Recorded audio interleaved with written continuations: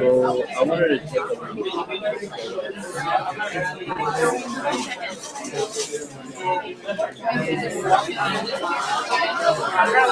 I did. Can I check on my phone? Yeah, I'll send it to you right now. I prefer that.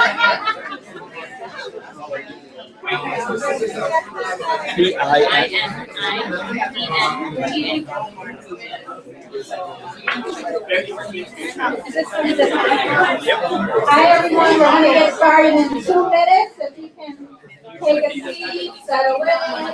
And we have a great program for you today. I know you're going to enjoy it. All right.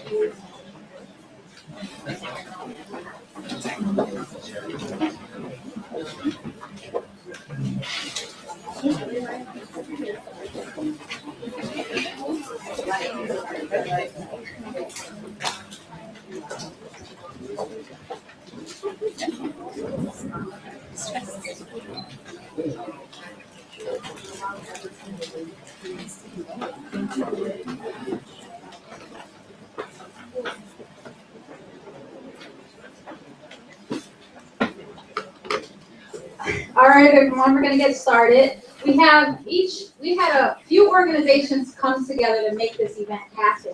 It was Telemundo, Unidos, BPA, Black Creatives, and OLA. So there's a representative from each organization that's just going to speak briefly about their organization.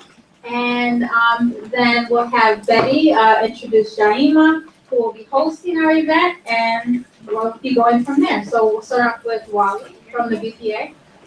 Hello everyone, my name is Wally Adekambi. I'm from the Black Professional Alliance in NBC Universal. Our main purpose is to help build up our Black African American folks within the organization, help them reach the career level they want to reach, so with events such as this. And anybody who's interested in joining BPA, please reach out to me and I will sign you up. All right. Betty. Hi, I'm Betty Diaz, and I'm representing the Unidos chapter, which is our Latino group ERG employee resource group at NBC Universal. And basically, like Wally said, we serve and develop our members by doing events like this. We'll do community service for our community. We'll mentor our members, and yeah, we do a lot. And hi, my name is Aurora Solomon. I am the co-lead for our OLA Northeast ERG here at Nielsen. We do a lot of the same things, and we're really happy to have you guys in our space. thank you for having us. One more. I'm Reginald Christian, founder and CEO of Black Creators. And very happy to see everyone here. We do events like this in conjunction with companies like NBC and Telemundo, everyone here. And one of the things we're really big on is personal branding and helping people to grow professionally so they can get better jobs, better positioning, and be better entrepreneurs as well. So join us on LinkedIn, join us on Facebook, and we look forward to meeting you after this event. Thank you. Okay, and I didn't introduce myself. I realized that I'm Shauna Glover. I'm part of Black Professional Alliance. I just want, you guys should have received this flyer when you came in. Make sure you're tweeting, you're getting that information out there, because we have some really awesome prizes. We have Broadway tickets and a lot of other goodies from our NBC Universal Closet. So make sure you're tweeting as much as possible, and you also receive the ticket. So we'll do that at the end of the evening. All right.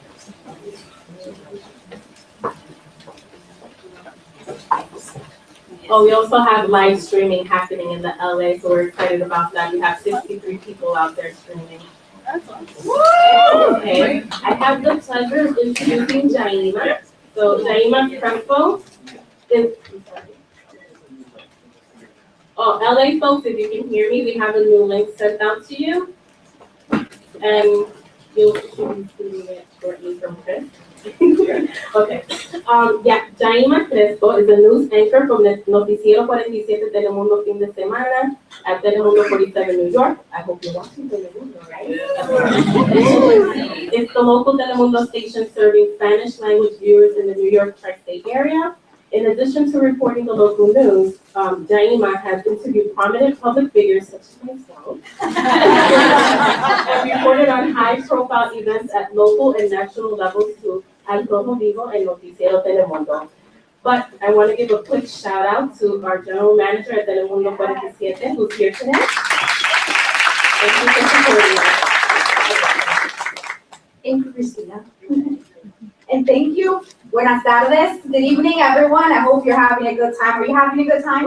Yes, I am. And thank you so much for joining us. This is the third year that we're hosting this event, and I hope that this is something that you can take home, that you can learn, that you can use in your professional life, that you can use every day. So we're very excited. A lot of work went into putting this together. This came about because a lot of people, definitely a lot of long hours to make this happen. So just take your time. So everyone who's watching us live stream, you're going to enjoy it. We have a great team of panelists, and they're going to talk about how we can grow professionally, but also how to safeguard our reputation online. That is very, very important to us. And I just want to mention that Telemundo 47 is turning 50 this year. So, just throw some branding in there, right? We're turning 50, and we're very, very excited. So I'm happy to be here representing my station.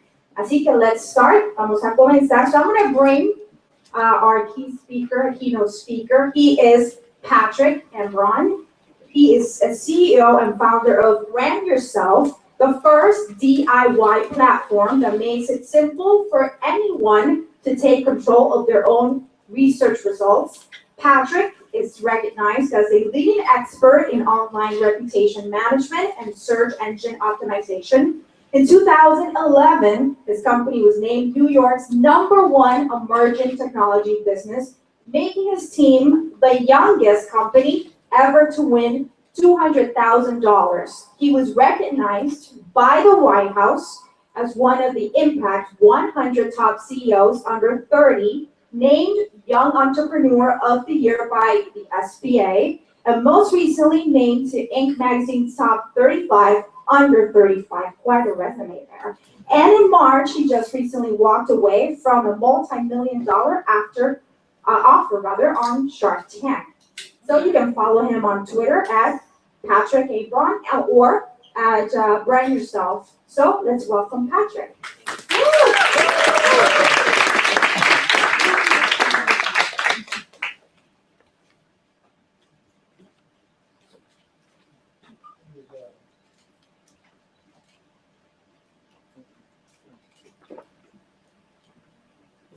Controlling that. Well, while we figure this out, thank you very much. So my name is Patrick. I run a company called BrandYourself.com. Just let me know. I'll let you know. BrandYourself.com is a platform that offers tools and services to make sure that when someone looks you up online, be it an employer, a client, a colleague, a date, they Google you, you want to make sure it's positive and accurate, not negative, not somebody else.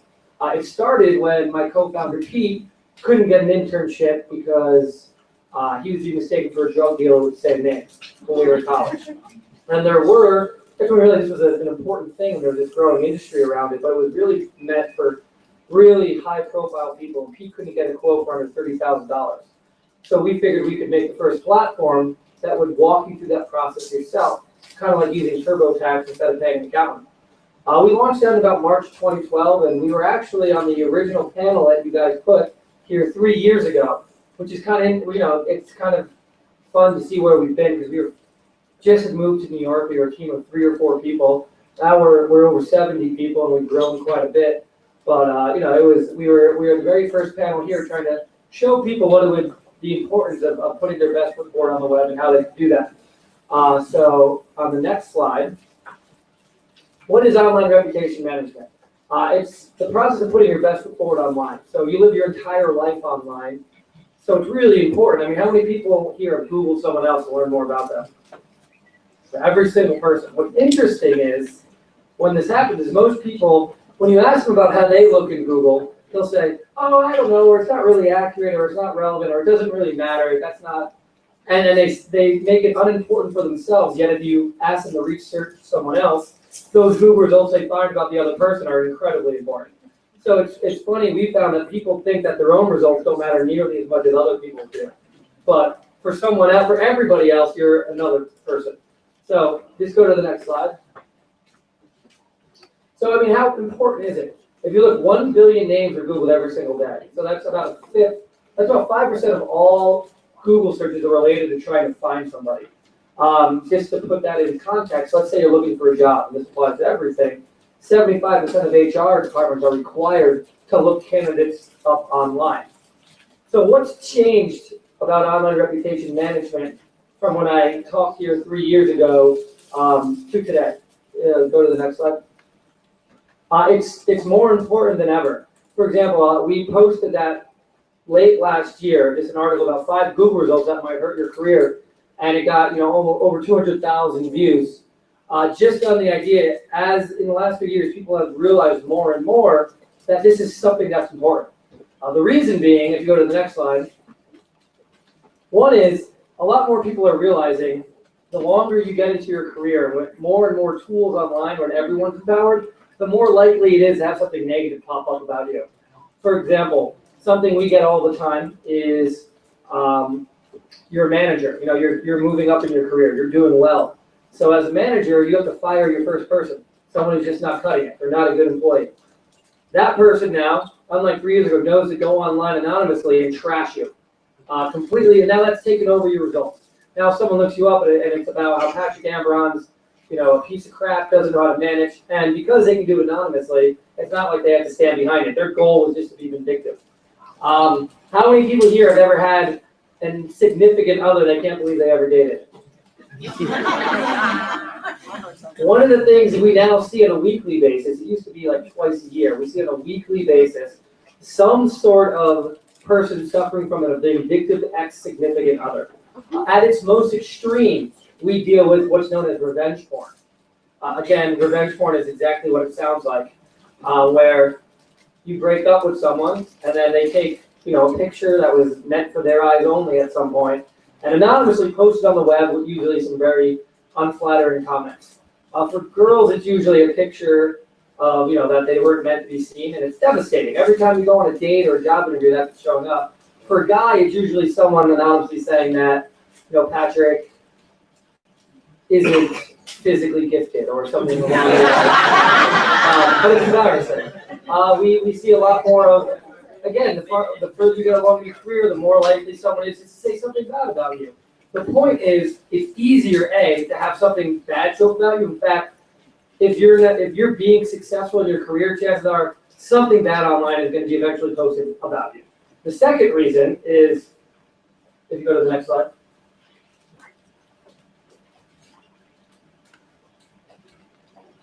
People are realizing bad results hurt you, yes, and you want to protect against those, but good results actually help you. Good results help you just as much as bad results hurt you. And people are realizing that it's not something they should start thinking about once that revenge porn case happens and they're in trouble. It's something they should be thinking about long before that, because it gives you an edge. So we all just said we Googled someone here. Imagine you're a hiring manager. Again, I'm just using the job applicant use case, but this applies to almost anything. You've got 3 resumes in front of you, so you Google each person. They all look relatively qualified. You Google the first person, and it's someone trashing them and some trashing the next employer. Easy way to just remove them from a competitive list. The second person, you don't really find anything at all. You find out that maybe it looks like they ran track in high school. I don't know if they have a musician with the same name. You don't find anything good or bad. For the third person, you find out they work here, they won this award. Here's a good blog post they wrote about the space that they're in. That right there gives them a huge edge. So aside from protecting yourself from negative results, people are realizing from 3 years ago that we've seen our own data, more and more people who are savvy are gaining an edge by proactively building an online reputation and an online presence that really puts them, or kind of contrasts them from the rest of the crowd. So with that said, if you go to the next slide.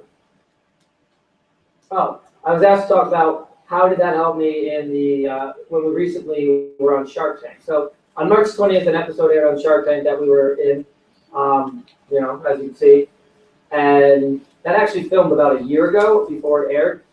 So it takes a while for it to air, but I was asked to say, how do I think my own online reputation helped me potentially get that opportunity?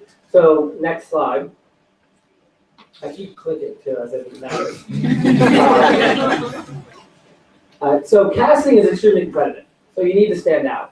So I guess this year specifically, 35,000 applicants applied. 150, that's how many give or take are in a season. So that's like a 0.4% chance. So if you think about it, what they need to look for in that process is they've got to quickly figure out of 35,000 applicants, how many are legitimate business? Is this actually something that people would want, or is it something that's actually in business or is worth putting on? They've got to see, is it a good story? Is it something that would translate well on camera? Is this someone decided a good business? Can they make a good show? Are there existing accolades in press? And you have to imagine that's something that they look for shortcuts. So for us, if you go to the next slide, when you Googled me when I had applied, you'd find my website, you found interviews we had done in the past, you found accolades we had won, you found data, we had articles written about the traction we had in the industry. So right then and there, we were very easily, if you can imagine, shown as someone who could kind of fit all those criteria. Whereas if we were invisible on the web, if you weren't able to translate that, it's much easier to get lost in that sea of 35,000 applications. And I was then asked to talk about how you manage after an opportunity like that. So if you go to the next slide, you want to leverage that exposure to build on it. So one more slide. So we were able to immediately, translate that into press afterwards. We were able to make sure that we kind of garnered all the stuff that was going out that could build on it. We use it for a lot of TV appearances, writing opportunities, et cetera, et cetera.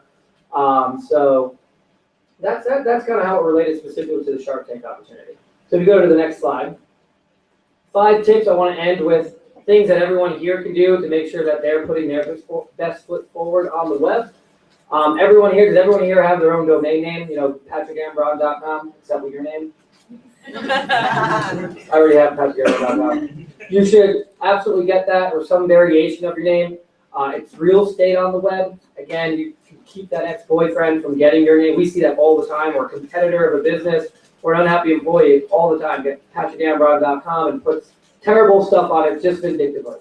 So go get it even if you don't plan on using it right away. It's like $12 a year.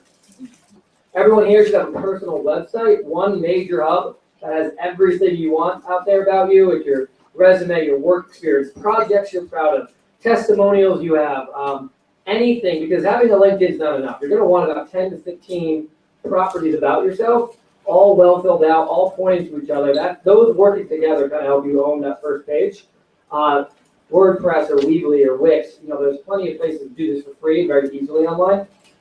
Create professional profiles, LinkedIn, SlideShare is a great one. Again, you want about 10 properties total about you. Make sure they're all pointing to each other, and then keep them up to date. Blog once a month. Make sure your social media is active. Google likes different media. And if you do those things, you're giving yourself a huge opportunity for when you're Googled, not if, but when. They're finding stuff that back up your qualifications and reinforce the fact that you're someone they want to work with. So final slide, I believe. Thank you. Anyone here can sign up for brandyourself.com for free. The free product, even the premium features are $100 a year. We have services on top of that where someone can sit down with you and build you all the stuff you need. Whether it's websites or profiles or optimize your stuff. If you sign up and use the promo code, so I'll send you guys have an email list. If I send them a promo code, you get discounts on that. You can sign up for a free consultation. But with that, I appreciate you guys having me. And if you have any questions later, I'll be around.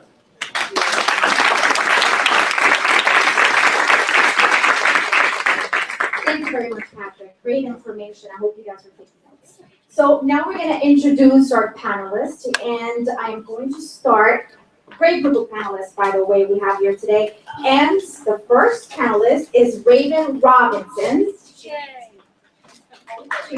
right here. She's right there. She's the founder of PR to Politics, a consulting firm that offers public relations services to political candidates and emerging public figures. Raven's brand received popularity within the political community as she single-handedly carried out public relations services for various Senate campaigns here in New York during the 2012 election year. Raven successfully obtained blog, radio, and print placement for candidates. Her advice on public relations and entrepreneurship has been quoted on sites such as Forbes.com and the Network Journal. Ms. Robinson was recently nominated in City and State magazine as a top 40 under 40 rising star in government. Ms. Robinson is also the author of the business workbook, Your Campaign, a business owner's guide to understanding public relations, which is now available on BarnesandNobles.com or Amazon. So you can follow her at PR to Politics. So, Raven, you can take it on.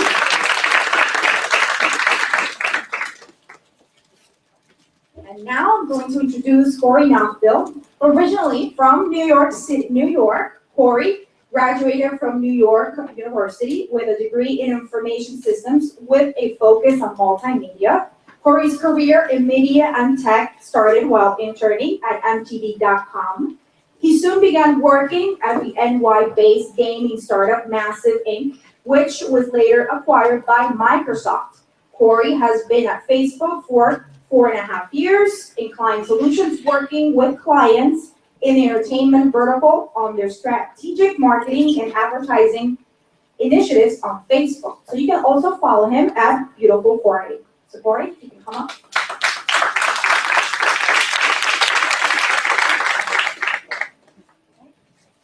And now, Lori Sheik, architect turned entrepreneur, founder and CEO of Sheet, a mobile dating app that makes misconnections obsolete. She's a Shark Tank veteran, another Shark Tank veteran, and was recently listed as the digital dating distributor and one of the top 10 CEOs to watch.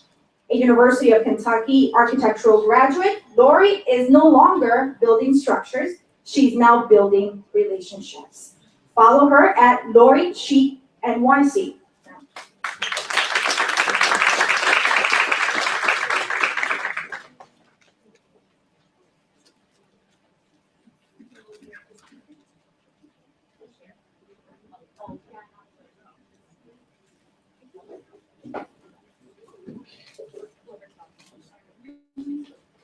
So you guys came prepared. You need to do this in English and Spanish.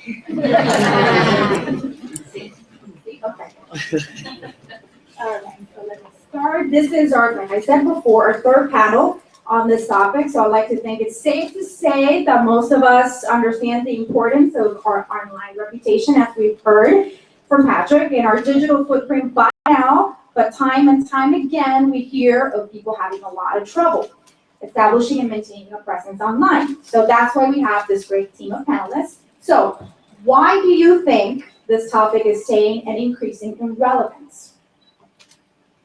Well, there was a period where social media didn't matter. I mean, when I started my business, I remember I thought, how am I going to tell the world about this? And it was 5 years ago, and Facebook, I had like 200 friends on there, and I just thought, I'll get them all 200 signed up, and I'm going to be a billionaire. Anyway, no, things have changed so much, and as we heard earlier, I think it's so important to get yourself on everything possible. I just found myself last week not having my username on Snapchat. So forever, I've been ignoring Snapchat. So I finally looked for my username, and of course it was gone. So I just think reiterating that point that it's very important in this day and age to get everything possible. I mean, even on Ello, if you even remember how important that was for 2 weeks, you just nab everything you can. And I think the future of social media is if you hear a rumor of something getting ready to be hot, you get it. Yeah, one thing I'll say is that, I like to use the analogy when it comes to dating. You first meet somebody, you meet their representative, right? You don't really meet them, right? You meet who I want you to think that I am.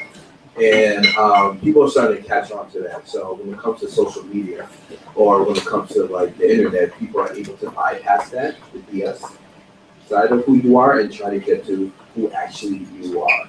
And it's been actually, for any company that I've ever been at or ever known, that when you hire somebody, the first thing you do, you look at the Facebook profile or you Google them and see if that person's really about. Because one thing that's actually important, especially in the startup world or any company, is that culture is very important. And you want to hire people not just based on their credentials and who they are, but also based on if you want to actually, foxhole that person. So that's what it's very important. Social media is very important in my opinion for two reasons. The first reason is it's one of those things that aren't going away and can't be ignored. Sometimes people are like, oh, I don't have to engage in that fad. It's not going. It's it's going to be a short fad. I don't have to buy those sneakers. They're going to be out of style soon. Social media, not only is it not going out of style, the outlets are increasing. The demand is increasing. That's the first reason. The second reason is because it's such an organic, tangible way to get in contact with your current clients and your prospect clients all on one platform. So I think we, as business owners and aspiring brand builders, should look at it as more something positive than negative, because it's the only way that we can organically get in contact with people and really show them who we are, really highlight the things we want about our business, and while still engaging with people in one way. You can tweet one thing and 2,000 people read it. Where else can we do that? So, you have to talk to 2,000 people like hand by hand. That'll take us all day. So I think that's one of the things we can appreciate, and it goes to the masses. Okay, so now our next question is, how have you seen the lack of poor management of a digital presence cause someone to miss out on a game-changing opportunity? So I'm going to start with you. One of the ways that I usually see it is usually with customer service. When you have those brands that people are saying, hey, I didn't get my shipment, or hey, I haven't got this, and then you see them, the one is responding or they're ignoring that. I don't know about you guys, but I'm not going to buy from a company that I'm just checking your Instagram or your Facebook, and I'm saying you're not even engaging with your current clients. So if I feel like you don't engage with your current clients, why would I want to be a client? I feel like I'm not valued as well. So I see that when companies aren't updating, when they aren't responding, that they're missing out on opportunities. They're losing old clients, and they're missing out on opportunity for new clients as well. Yeah, so definitely, one thing I usually I've seen before is that for any online presence that you have, I don't think it really applies to anybody to this room, but make sure that any pictures you have a shirt out, because I've seen people do that, or take a picture without a shirt, take a selfie in the bathroom, certain things like that. If you claim to work for a company, make sure that's a real reputable company, because we will look. So we've, just try to. Are looking. Yeah, so everyone's always looking, right? Even when you think people aren't looking, they're looking, right? And I think that social media is actually shines a light on actually who you are. And I think it's just, it's not just social media, but it's everything that you do in life, how you carry yourself in the workplace. Especially being a person of color is very important, and what other people say about you, your reputation. So social media is just an extension of that. I was, as you heard before, I was on the Shark Tank and experienced this serious bloodbath. When I walked off that set, I was like, this could be one of the worst Shark Tank episodes in the history of time. Anyway, to this day, it's like everybody comes on your Facebook page, they come on your Twitter, and if you're still tweeting, they're like, what are you still doing here? I mean, they're so confused about it. And there's even a website that's about Shark Tank updates. So if you failed, if you're winning, whatever, they give an update to the world about what's going on. And I found it, I got a Google alert that I got a hit from it. And I saw that someone had commented, they're still alive and kicking, their tweets are current, and I don't know, it's just so crucial. Like, honestly, if you go to a business that you're having a problem with and they haven't updated their page in a month, it's bizarre. I mean, it's the best way to speak to your customers, and when you get your customers engaged, they could become your best marketers more than anything. And it's the best and freest way to get the word out about your business. Thank you, Laura. And that brings me to our next question. What are some tips you can share with the audience about building a strong network that creates opportunity? Yes, sir. So, I mean, I'm relentless in getting customers and not stopping. As I mentioned, I failed drastically on the Shark Tank, and that fueled me even harder to keep moving forward and rebuilding my brand. So I rebuilt it. I called it the same thing. We have a new logo. I had to get a bunch of new fake tattoos, new t-shirts, it was an investment because this is part of my personal branding strategy. But there is not a day that goes by. I've got a fake cheek tattoo on my arm that someone doesn't ask me what's cheeked. So I just think it's, if you're gonna brand yourself personally, I mean, I have almost branded myself, and thank God I didn't get the old logo tattooed on me for real, because we changed it. Anyway, it's important just to represent, if it's you or your entire business, it's important to be behind it 100%. One thing I'll say is very important, I think I've been at Facebook for about 6 years now. And being authentic, being your authentic self is very important, right? So I was the type of person that I shied away from networking, right? That's not really my strong suit, but my reputation spoke for me, right? So making sure that you're an authentic person, because it can actually, we go to a lot of events, everyone here has probably been in a room with somebody who you can actually see what they're trying to do, right? Even when they're coming to you. So it's not always about the first initial meeting somebody, but it's about being your authentic self and showing that and establishing your reputation so people know that whatever it is that you do, that you're really good at it. That's very important because that carries without your career. Right, so I've had many different jobs, but if anyone that's always going back to say that who Corey is, I can actually make sure that I control that narrative by how I carry myself. The level of work that I do, regardless if I'm a super networker or not. I think all these tips are really great. Something that I would add, I think it's super important that we're following and engaging with people that we meet at events, and also following people within our industry, because there are times when there could be a good networking event for your industry and you're only following like your mom and your cousins and they don't know. So I think it's really, when you're creating your social media platforms, really making a conscious decision, is this personal or is this for brand building? And if this is for brand building, then I need to follow people that are at networking events. I need to be at networking events, hashtagging, connecting with other people at the event. I also need to follow influencers in my industry, even if you don't know them, but people that work at media outlets that you read, and that's a real way to really engage, because you see what events are happening, what they're doing, and also becomes a learning experience on your feed, because you would say, oh wow, this is a really great idea. I didn't think to do this. Maybe for my next event I want to do this, or I don't know if this brunch happens annually. Next year I want to make sure that I attend. But if you're only following your friends or family, you may not really get that opportunity. So definitely follow industry leaders within your industry, making sure that people are abreast of what you're doing, what you're reading, and that's how people, I believe, refer you. Like, there are times when friends are tagging me in something because they know my interest.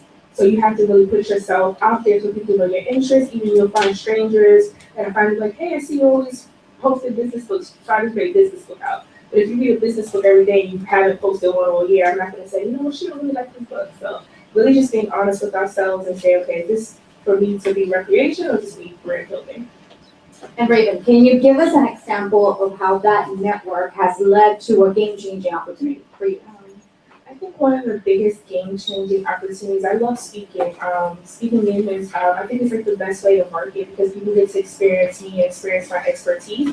And because I often post on my Instagram, I remember one time specifically, a young lady, she was planning at Baruch, and she had asked me to speak prior to getting my bio and different things, and now I'm on their list for speakers for panels and things like that. Well, because I put that out into the energy, I enjoy public speaking, I like speaking. So she commented under one of my speaking events and said, hey, do this event, need a speaker, do you want to do it? Sure.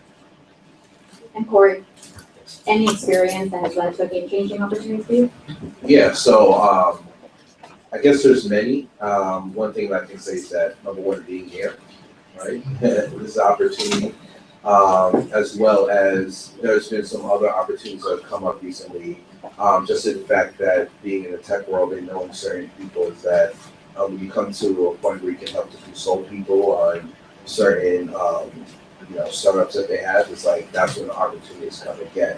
And then for people that actually want to seek your help, which I've had that experience, or being able to connect people, so it's happened in like various different cases. I've got a great stories on this one, but I'm gonna say one. I went to a networking event called Startups Meet the Press. And I had just invented a deck of dating cards back with my old concept based on Wall Street. So they said things like, I'll make your stock rise, and that meant to be a pickup line. So there was a woman from the Wall Street Journal there. They all had name tags on, and she was the one I was targeting. I waited in a line of guys, 10 deep, and I was the last girl in the line. And I just stood there the whole night until it was time to meet her. And I said, we're getting ready to launch a Wall Street deck of cheat cards within the next week. And she said, if you give me the exclusive on this, we'll cover you in the Wall Street Journal. So we're covered in the Wall Street Journal. It not only went in the paper, it went online, and they did a news story about it, like a physical news story. So that could have been one of the easiest and best ways that I got a major bit of press. I mean, it's a dating business on the Wall Street Journal. Yeah, it was great. Well, my next question, do you think that there exists a single or combination of the most important must-have platforms for managing a professional brand, and why? I would say not a single one, and almost an online presence is equal to an offline presence. I mean, I do run a dating business, so I try to get people connected in the real world, and I have events every 2 weeks, and I do it with other startups, so we co-promote. I'm trying to get other brands involved, like Budweiser, for example. If you go into a bar and you connect on the app, you both get a drink. And I know Budweiser is looking for a dating app right now, so I'll be knocking on their door as soon as we're out of beta, which is in 2 to 3 weeks. And Corey? Yeah, it's important to be platform agnostic, right? So there isn't just one platform to rule them all. Like, everyone's going to be looking at you across different platforms. So I would say, like, as we just had the previous presentations, to Google yourself, right, and see what shows up. Because at the same time, there's a lot of other websites that we obviously don't know about that have information about us. So what we want to do is that actually control your narrative. That's the most important thing that you have to do out here. So. You clean up your MySpace. Whoever has MySpace, because that was back when it didn't matter, clean it up, because you can still find that. Yes, I actually just deleted mine, so delete it or delete pictures. I say just delete it. But no, seriously, my 3 tips in regards to that question would be, if you are a small business or you're still building your brand, you don't have a whole social media department, I would say just pick 3 outlets, but not, and it's hard to say like, hey, Instagram, Facebook, Twitter, because depending on your business, each may have a certain platform that's better. So if you have like a fashion brand, a lifestyle brand, Pinterest may be more important than a Facebook. So really just looking and doing your research, okay, what are the top 3 platforms that I know I can manage and that my ideal demographic is on? My second, just getting back with Lori's, is don't only be that person that's an expert online, be able to really show it through, because I think sometimes, people want to look like big superstars on, social media, and that's important. But if I meet you and you're not as knowledgeable, you're not as articulate, or you actually don't know anything about the industry, it's kind of like it defeats the purpose. So definitely make sure that it's strong, but it's actually still you. And then in terms of managing your social media platforms, I personally like Hootsuite and Buffer. Even though Hootsuite does do tweets, I feel like Buffer is a little bit easier to manage for me, and I'm able to schedule them. And so for Hootsuite, I schedule things for my LinkedIn and my Facebook. So there are ways around preparing content and really just helping manage it and making sure that you're updating on a day-to-day. So those 2 are my preferences, Hootsuite and Buffer. So in a nutshell, look at your target demographic, what 3 outlets are they on, make sure that everything that you're putting out online, you are able to show, improve, or even go above and beyond what you're putting online. And then my 3rd tip is Buffer and Hootsuite. So I think the next question speaks to almost all of us. How do you fit all this in? We don't have time. We don't have time to be checking Facebook, Twitter, Snapchat, and then on top of that, reputation and us do our job. How do we do all of that and still manage to stay clean online? something that I personally do, so of course, you know, you can hire interns or assistants, and sometimes what I do is when I schedule things out, if there's certain commentary that they're not able to reply in my voice, I'll have them text me and say, hey, this is the business. You know, always just kind of, because it is impossible, especially when you're really working to check Facebook every hour, check Twitter every hour, check Instagram every hour. So really just have a team that you're able to work with, that you have a certain guideline for. And also, just kind of picking your top, that's why I say just 3, because when you're on 10 outlets, it makes it even harder. So really just having your 3. And it is okay to share content across platforms. That's also a very helpful way to manage it, because someone may have liked you on Facebook but not follow you on Instagram, or may not have Instagram. So don't feel that all 3 outlets have to have 3 different content. It can have the same content across the board as long as it's in sync.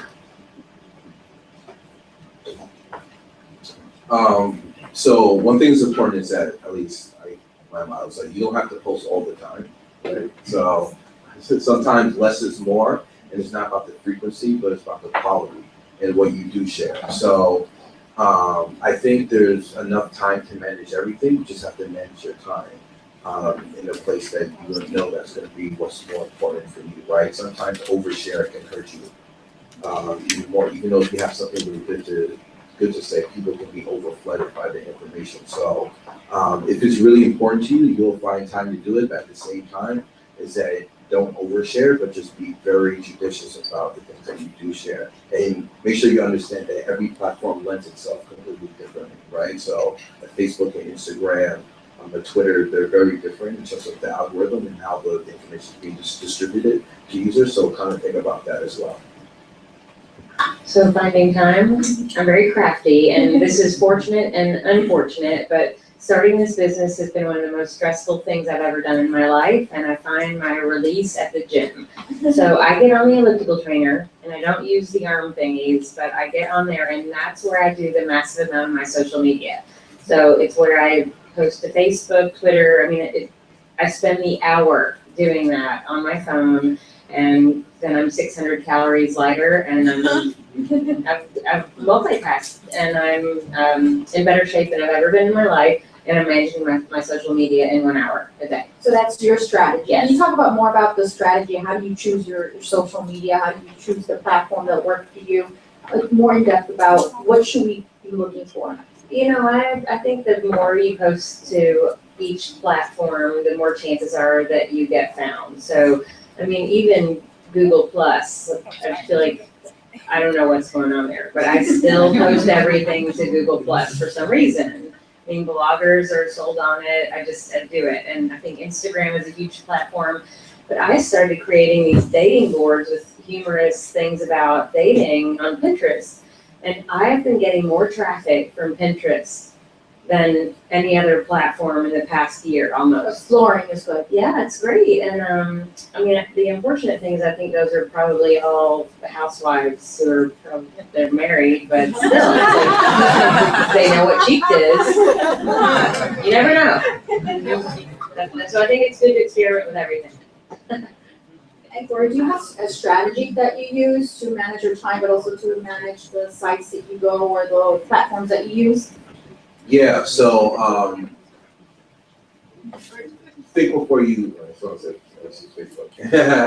but you know, I think before I post, right? That's my strategy, right? I think about who's watching me, right? Just like my mother always says, like, you know, how I carry myself. Think about who's watching you when you're in school, when you're at work and everything. So I think about who the people are on because they're very different. So Instagram is kind of seen as more of an inspirational platform in terms of using imagery and sometimes also photos as well, while Facebook's a little bit more blasting, so everyone that's in your network. And also Twitter, there is no algorithm, so it's just more of like a feed that goes down. So I kind of, in terms of manage it, I always think it's just like, it's hard to say that, you know, okay, I have a document about this is what I put, but it's like everything that I do in my life, I think about how it's going to be perceived by people. So it becomes second nature, and that's how it just unfortunately has to be. Like, it's not an aspect of like, wow, like, I shouldn't have to think about these things, but you do. It becomes second nature, and then you know what's appropriate for one channel versus another. terms of managing my time, I like mornings and evenings for that engagement. So the things that I schedule and post, like news and tips, they'll be throughout the day. But you're winding down before bed, having that time to really, because you want to comment back. You don't want to just post something and like leave it. So definitely mornings when you have a free time, you're getting breakfast, and nights before bed, take a moment, 30 to 40 minutes of the day, see what's going on, and be able to manage your content for the next morning.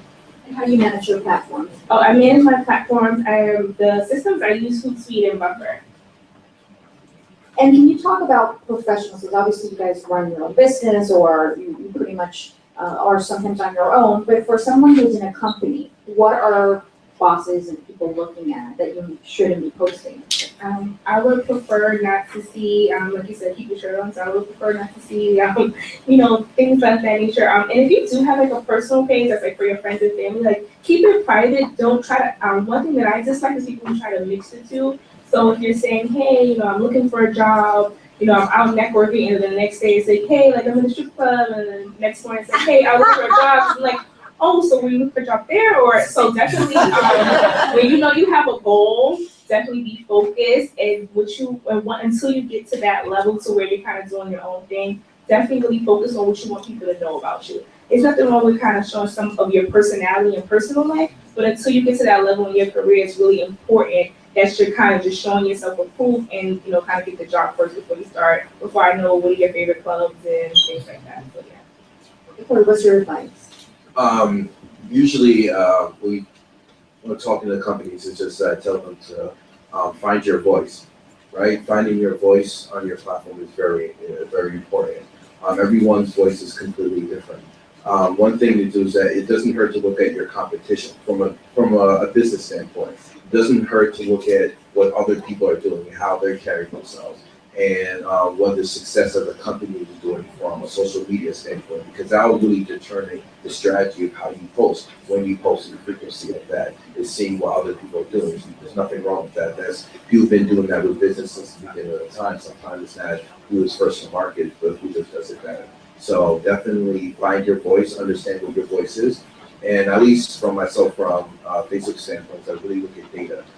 We have a lot of data that can help you understand from the insights standpoint of the type of people that are connected with you. That can help you determine your strategy. Because also you have to be careful about offending people, right? So if you have a lot of people that are following you from the Bible Belt, as they say, then you have to be careful about the type of things that you're saying and the type of stance that you actually say. I have an opinion about this too. I've always said when you start creating your social media platforms, you imagine that you're creating a personality, and you want to create a personality that your engagers will want to be friends with. And then you want to make this personality across all platforms consistent and someone that you'd imagine they want to hang out with. So if it's going to be funny, you keep it funny. I mean, I had a business, a cheeky dating business called Cheek, so it was very easy to start the conversations, and I kept it consistent, and it's been 5 years, but I just think it's really important to make this person that you're gonna be following something that you wanna watch and be with in a way. And Lori, how do you manage change? Because every day we hear something new popping up. We hear something, maybe a new platform. How do you keep up? How do you manage that as well? I mean, I mentioned that thing about Snapchat. I can't even tell you how upset I am. I don't have Cheeked as the name. I had to get Cheeked NYC, but it's close, but somebody beat me to it. But I mean, I really think you've got to jump on every opportunity, and I don't know, it's not the end of the world. You can always put a dash in there or something to change the game a little bit. But if someone's looking you up on the new hottest platform, and we never know what that's going to be. I mean, remember Facebook? A lot of businesses have gotten their names taken already. So I just think you got to pay attention and nab it when you can. Period. Yeah, to that, I'll just say be very extremely careful of. We all live in bubbles, right? Sometimes the bubble is the neighborhood you grow up, the family you've been in, the school you went to. You have to be extremely careful with bubbles, because what happens with a bubble is that you may not understand how people are behaving outside of your bubble, and then realize that you are in a minority group sometimes and not within the majority. So when it comes to understanding different platforms, it's very though it's very dangerous to dismiss any platform and say that, well, whoever, no one's doing this or no one's doing that, and I've seen that a lot. You know, yeah. But you have to be extremely aware, so never dismiss any platform. Find out what's going on, how people are using it, how people are consuming it, because I can tell you that from millennial standpoint, is that they're consuming media at in a completely different way than people that are older, to the point that people don't even understand. That a lot of people, I know we have people here working in TV and Nielsen, that people are cutting the cord. Cutting the cord is a big thing, to the point where you're seeing is that companies are shifting how they're doing things, so like HBO. So HBO is launching HBO Now. Like no one ever thought that, because HBO is part of Time Warner, that they would unbundle. So people are definitely never, discount how other people are using different platforms.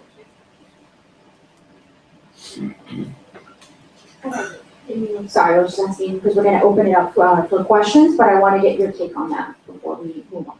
No, I definitely think, one thing that I think we have to stress, we're not saying to just get on social media and just go for it. There should also be a plan implemented, especially for businesses or when you have a goal. So it's not like when you make it personal, kind of like, I'm just connecting with people. If you know you're starting a blog, you're starting a business, or you're repositioning yourself as a public figure, first and last name, have a plan, have a social media plan, a minimum at least 3 months out. It's something that I always suggest to my clients are, don't try to reinvent the wheel. See what's already being done in terms of popular culture. So, on Mondays, sometimes they have like Music Mondays, which is, your favorite song. And you can say, hey, en route to the office, playing this great tune, or just something to where, or Thursdays, Throwback Thursdays. So it can be something from, Throwback Thursday. I used to be an intern, and now I'm so excited to be, moved up here. So those things are already in place, and people are already looking at those hashtags. So when those days come, you kind of already have an idea of how you're going to cultivate the post for that day. It's just about finding the content out. It makes it just a little bit more easier.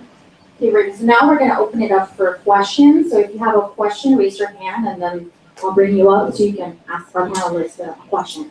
Does anybody have a question?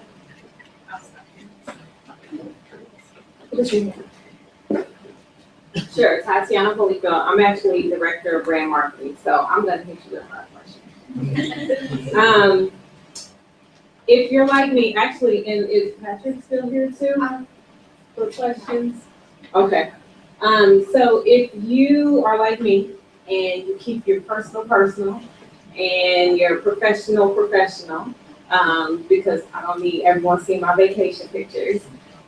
How do you feel about using LinkedIn to promote yourself? Do you think that employers look at you as being out there too much? Because LinkedIn is seen as like a social media outlet where you're looking for employment. So do you think, like as a brand marketer, I'm constantly using LinkedIn to show things that I've done for my current position? Do you think if I'm tweeting that out there, and my LinkedIn and my Twitter is connected to each other, that I'm putting myself out there too much? That may be a question for you, Patrick. I don't know. Patrick is joining us. Because I just walked in, I don't have the whole question, so I'm gonna pass it over to someone else. I think it's really important, okay, on a side note, I have, someone taught me a lesson about creating your business social media, but then I also had to have my personal social media. So like I'm an entrepreneur, a female in technology, and I have to create a personality for that as well, that it's congruent with my business. So really, there's nothing that I would post on if I'm looking for a job, if I'm trying to promote Sheets. I'm not going to post anything strange. Like I just won't. And while my parents are alive, I don't want them being able to Google me and find anything strange. But just like an employer, so yes, I think it's very important to keep your LinkedIn updates. I mean, I feel like that's where employers start to research you initially. But do you think employers look at that as you being on LinkedIn too much? Oh, no. I mean, if you post something 3 times a day to LinkedIn, I think it's just like Instagram or anything. I wouldn't go crazy on there writing like I just took the trash out at my office and my new employer's gonna love me for that. But yeah, I think anything positive that you're doing is not gonna hurt you. It's ambitious. I agree with Lori. I think they won't think it's too much, but one thing that I would kind of disagree with you on, I don't think that LinkedIn in this day, I think initially when it started, it was for people looking for jobs, I find that now in this day and age, it's really looking for jobs and also people looking to partner with someone from a specific corporation or company. So I think that your employer will actually appreciate, I know that your employer will actually appreciate that because I feel as though it's like, oh, look what she's doing and look at her skill sets. Now they know that if they partner with you, it wouldn't be you as a consultant, it will be you as event planner. So they're looking like, oh, we could do someone from NBC, let's do that partnership. Because even though it may be just you as an individual, you're still representing the company. So your company will really appreciate that. It makes everything easier because now they can say they have a partnership with this corporation that was only curated by one employee being, out of the office during that time. So I definitely feel like nowadays LinkedIn is more for partnerships with specific corporations and with specific projects, and your employer will really appreciate you putting not only yourself out there, but their brand out there as well for a partnership. I know you wanted Patrick to answer. Can you just go over the question real quick so we can?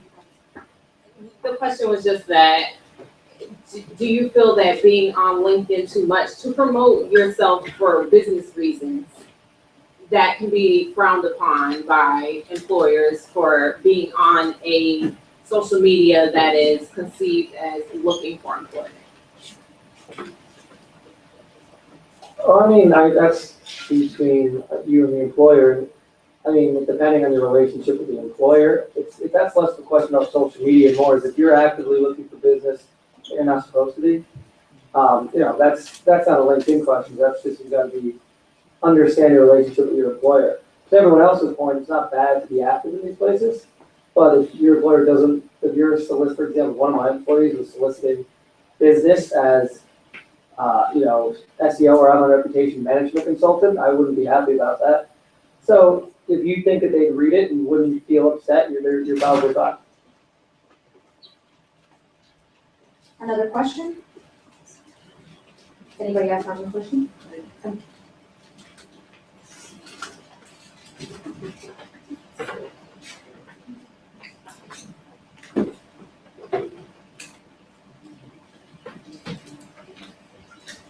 Okay. Well, first I want to say that I used to work for Brand Yourself, and it really works, so sign up.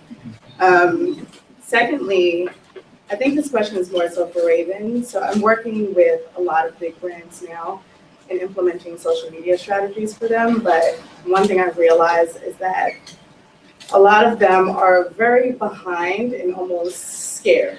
And these are like big Fortune 500 company brands. And they're very scared because of maybe like a negative connotation with the brand, or them thinking that they're being perceived in a negative light, or if they post too much. So how, with you working with political representatives, how have you gotten around that for people who may not have been so open to social media and trying to get them to try something new? So usually with my target clients, like 98% of them are like, no social media, like my grandkids are on there. So I think the best way to kind of like go around that is just showing them case studies either from your work or for other organizations and saying, listen, this, even that, I think the biggest thing is when your competitors are on it, you're able to show them what's happening. So if you're working for Pepsi and maybe Coca-Cola felt that no, we don't want to be on social media, and you say, but Pepsi's on it, look how well they're doing. They have a certain amount of followers, they have a certain amount of traction, and this is helping them with a certain amount of sales. So I think the best way to combat that with bigger corporations who feel, we're already making money, why do we need social media? Is by showing them that their competitors on, showing them that their competitors on and how it's benefiting their competitors' brand, especially when they want to launch new products and new things and engage with their consumers. And I always tell, even with my political clients, someone saying a negative comment, to me, in my opinion, is actually positive because it shows that as a company, they're able to combat that and it does it publicly. So if someone says, hey, I hate your company, I just received this package in the mail and it was open, and then someone says, we take positive if that happened, please email us, we're going to refund you now. It's kind of, people will see, oh wow, okay, mistakes happen, but they're on top of it. So really just explain that to them, one, showing them their competitors, because no one wants to feel like their competitors are doing something better than what they're not doing. It's kind of like, okay, they're doing it, we have to do it. And then two, just showing them case studies of how this has been beneficial, not just monetary wise, but visibility wise for the brand. Because some Fortune 500 companies feel, we're already making money, why do I have to be on tweet? And you really come back by saying, yeah, but this is how you engage with millions and millions of your consumers and your prospect consumers. Any of our panelists have anything, Jack?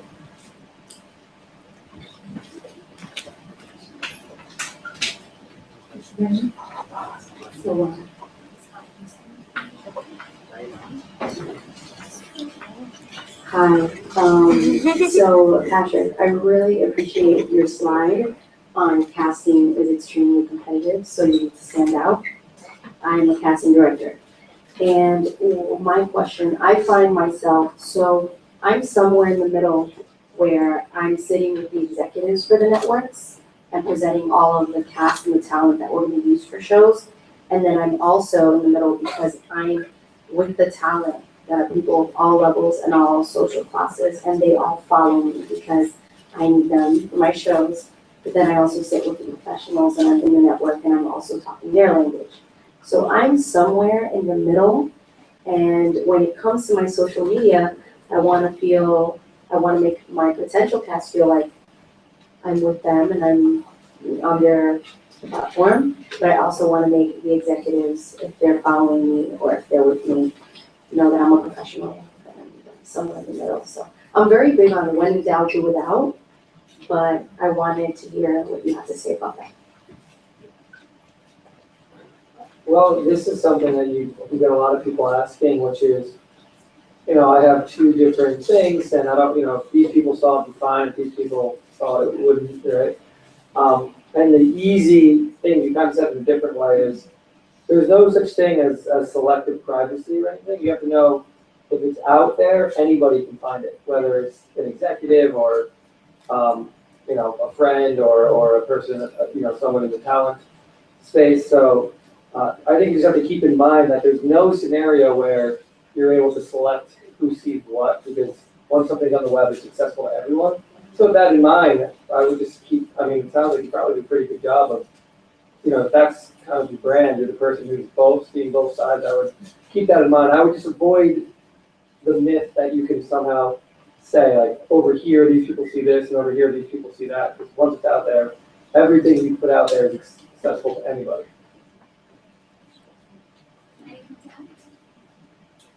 So we have our next question, our last question. Hello, my name is Milana Moore. I have a very quick question. At a time when everyone is involved in social media, how do you distinguish between the pros and the amateurs, especially if you're a small business? Who wants to take this question? You want to record it? Sorry, when you say the pros and the amateurs, So you guys are experts in social media, right? But then I could be someone who's just on Twitter all the time and like constantly putting out information. So am I a professional too? Or am I just someone who tweets? What distinguishes you guys from people who are just active on social media? so I'm gonna take this left a little bit. You guys know what net neutrality is? Yes. Okay, so so NBC, Comcast bought NBC, right? Comcast is gonna buy Time Warner, right? So Comcast owns not only hypothetically the distribution of information, but they also own the content, right? We're living in an age where the distribution of information is at the hands of the people, right? So if we look at what's going on, and I think one of the craziest things is, if you look at what's going on in Baltimore, how people actually are being interviewed by Fox and CNN. If you guys seen some of the interviews of that, people were actually questioning how the media was actually portraying the message, right? And we've never actually been at that point where people have actually done that before. We've never been at a point where all of us can be connected by a single story, right? That has nothing to do about the 5 or 4 conglomerates that own all media, right? So with that saying is that there are no pros and there are no amateurs, because the people who are considered the pros are being exposed for how they're actually giving you information. And then right now is that we're at an inflection point in history in which that you shouldn't just see yourself as an amateur, but see yourself as an expert, because it's all about the content and the type of content that you're sharing and how actually authentic this is. Because if it's authentic, people are going to share it, people are going to talk about it, and then you're going to gain a follow from that. And it's not just in terms of news, but in terms of your brand and what you represent. So.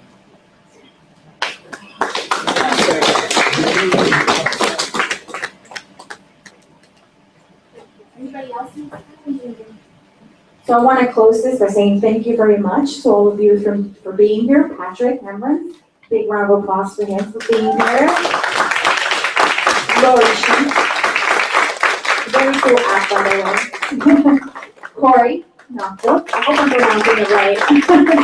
And Raven Robinson, thank you so much for joining us, and thank you everyone for being here. I hope you take a big message from here to here and apply it to your lives and apply it to your business and apply it to your professional life. And hopefully we'll have this great event next year. Thank you so much. Thank you. Okay, don't go anywhere, because we're gonna do our giveaways. And since I'm up here with you, because part of our giveaways will be